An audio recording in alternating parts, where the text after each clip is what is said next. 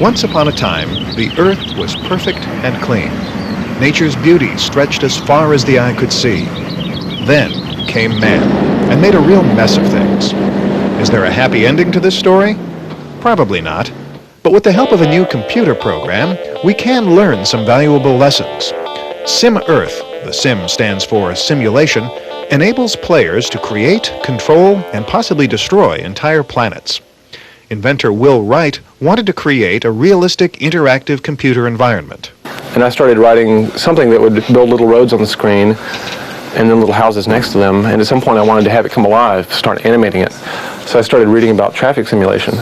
And slowly, piece by piece, I started adding more and more components into this thing, which eventually became SimCity. Just as SimCity is a simulation program for urban dynamics, Sim Earth operates global ecosystems. Altering any of the many variables can have serious consequences. The design process was, understandably, quite difficult.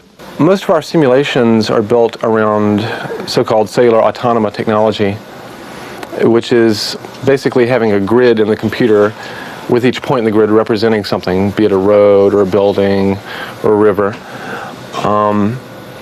Then successively you go through that grid and each element has a certain behavior, defined by the computer code. We'll sit there and we'll try 20 or 30 different algorithms till we get one that we like. So I'd say it's more, in some ways, a trial and error process. Parameters of the game are based on actual scientific research, such as climate or traffic patterns, and the relationship between various dynamic forces. That's what makes what we do more interesting also. In studying like the global climate models, they're dealing with a fairly specific subset of the whole Earth. Most of them don't take into account the biological processes that interact with the atmosphere or the geologic processes, but we were trying to integrate all of that, so we had to study a lot of the connections that are very understudied right now.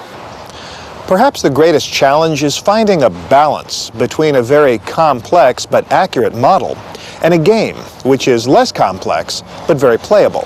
What normally might be a small blip on the graph, we try to make a giant spike because people have to see it exaggerated, like a caricature, to really understand what's going on.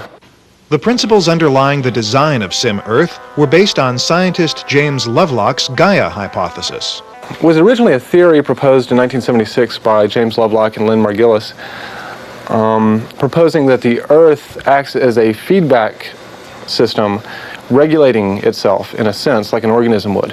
Very much like an organism would regulate its bodily temperature, the planet in a sense can regulate the temperature by changing the atmospheric composition and a number of other factors.